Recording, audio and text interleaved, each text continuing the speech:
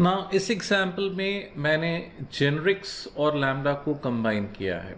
Again I repeat, ये जो example है इसमें मैंने जेनरिक्स और लैम्डा को कंबाइन किया है।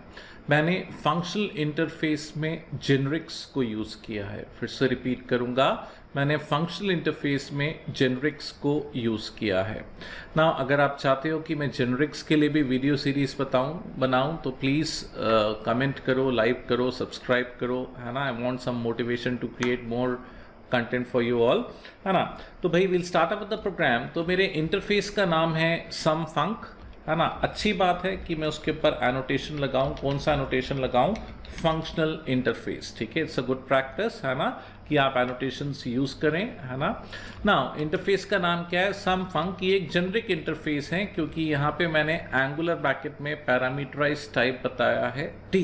तो इस फंक्शन के अंदर, इस इंटरफेस के अंदर सॉरी, एक पैरामीटराइज टाइप है t and as per the rules of generics parameterize type can be any reference data type. आप प्रिमिटिव डेटा टाइप यूज नहीं कर सकते, तो t can be any reference type और ऑब्जेक्ट टाइप। और as we know कि functional interface में केवल एक ही फंक्शन होगा। यहाँ पे फंक्शन का नाम क्या है? फंक। यहाँ पे t आ रहा है और t जा रहा है। अगेन आई रिपीट, t आ रहा है और t जा रहा है। And what is t? t is a parameterized type and the rule for parameterized type is it can be any reference type। तो क्या आ रहा है? t, और क्या जा रहा है? t। now in the main function मैंने फंक्शनल इंटरफेस का रेफरेंस डिक्लेयर किया। मैंने फंक्शनल इंटरफेस का रेफरेंस डिक्लेयर किया। रेफरेंस का नाम क्या है? रिवर्स। रेफरेंस का नाम क्या है? रिवर्स। और ध्यान से देखें, यहां मैंने t का टाइप क्या बताया? स्ट्रिंग। एंगुलर ब्रैकेट में मैंने पैरामीटराइज टाइप का डेटा टाइप बता दिया है कि t एक स्ट्रिंग होगा। t एक स्ट्रिंग होगा मतलब इस फंक्शन के अंदर स्ट्रिंग आएगा और स्ट्रिंग जाएगा। What will come in as argument? String. What will be returned out? String. तो क्या नाम है पैरामीटराइज टाइप का? रिवर्स। तो str आ रहा है। What is str? स्ट्रिंग, क्योंकि जेनरिक हमने पैरामीटराइज टाइप स्ट्रिंग बता दिया, है ना। और मैंने ब्लॉक लैम्डा एक्सप्रेशन बनाया है। वैल्यू क्या है? एक वेरिएबल या रिजल्ट एम्प्टी है। लूप चलेगा लेंथ -1 से 0 तक। It's the very same logic which we used in the previous videos, है ना। मैं स्ट्रिंग को रिवर्स कर रहा हूं। अगर मेरी स्ट्रिंग है ABC तो लेंथ -1 से 0 तक लूप चलेगा। अगर ABC स्ट्रिंग है, लेंथ 3 है, तो लूप चलेगा 2 से लेके 0 तक। 2 से लेके 0 तक मैं एक एक कैरेक्टर को फेच कर रहा हूं 2 से लेके 0 तक। तो पहले 2 वाले को फेच करेगा, दैट इज C। फिर 1 वाले को फेच करेगा, दैट इज B। फिर 0 वाले को फेच करेगा, दैट इज A। तीनों को कॉन्कैटिनेट करता जाएगा रिजल्ट में और रिजल्ट को रिटर्न करेगा। तो ध्यान से देखें, यहां पे पैरामीटराइज टाइप का टाइप क्या है? स्ट्रिंग। स्ट्रिंग आ रही है, स्ट्रिंग जा रही है। हम स्ट्रिंग को रिवर्स करके रिटर्न कर रहे हैं। अगेन आई रिपीट, हम स्ट्रिंग को रिवर्स करके रिटर्न कर रहे हैं, है ना। और how do we execute a lambda expression? हम क्या लिखते हैं? रेफरेंस का नाम डॉट फंक्शन का नाम। हमारे रेफरेंस का नाम क्या है? रिवर्स। और हमारे फंक्शन का नाम क्या है? फंक। फिर से बोलूंगा, हमारे रेफरेंस का नाम क्या है? रिवर्स। फंक्शन का नाम क्या है? फंक। क्या पास किया? लैम्डा। तो ये लैम्डा को रिवर्स करेगा, है ना, रिवर्स ऑर्डर में प्रिंट हो जाएगा।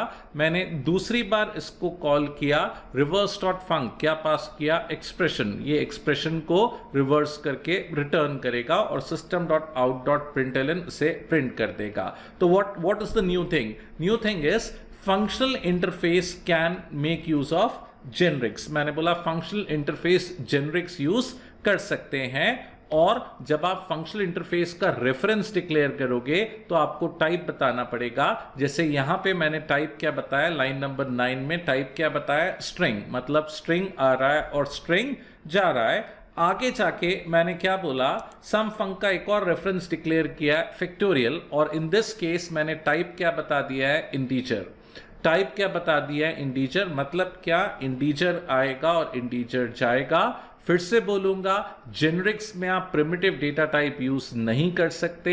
The basic rule for generics is you can only use reference type. तो आप इंट नहीं लगा सकते, इंटीजर डेफिनेटली लिख सकते हो। Integer is a wrapper class, lang package से आती है। तो इस ब्लॉक के अंदर इंटीजर आएगा और इंटीजर जाएगा। फिर से रिपीट करूंगा, इंटीजर आएगा और इंटीजर जाएगा। अगर n की वैल्यू 5 है तो लूप चलेगा 1 से लेके 5 तक। अगर n की वैल्यू 5 है, n एक इंटीजर है जो आ रहा है एज अ आर्ग्यूमेंट, अगर n की वैल्यू 5 है तो लूप चलेगा 1 से लेके 5 तक। मैं नंबर्स को मल्टीप्लाई करता जा रहा हूं और स्टोर करता जा रहा हूं काय में, रिजल्ट में। इन अदर वर्ड्स मैं फैक्टोरियल वैल्यू कैलकुलेट कर रहा हूं रिजल्ट में और रिजल्ट को रिटर्न कर दिया।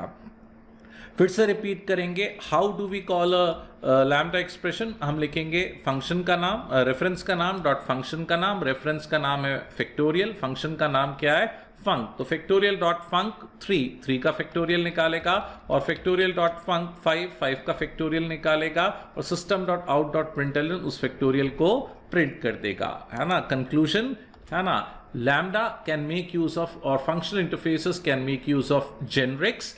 इन दिस लाइन नंबर 19 इंटीजर आ रहा है, इंटीजर जा रहा है, और लाइन नंबर 9 में स्ट्रिंग आ रहा है और स्ट्रिंग जा रहा है। और हमने फंक्शनल इंटरफेस बनाते समय हमने instead of specifying the data type हमने पैरामीटराइज टाइप बताया। टी आ रहा है, टी जा रहा है। इन फर्स्ट केस टी मतलब स्ट्रिंग आ रहा है, स्ट्रिंग जा रहा है, और in the second case integer आ रहा है और इंटीजर जा रहा है। नाउ इस एग्जाम्पल को कंपाइल और इंटरप्रेट करते हैं। मैंने बोला इस एग्जाम्पल को कंपाइल और इंटरप्रेट करते हैं। तो the first two statements string आई और स्ट्रिंग गई, है ना। सीधा आउटपुट लैम्डा का रिवर्स आया और एक्सप्रेशन का रिवर्स आया।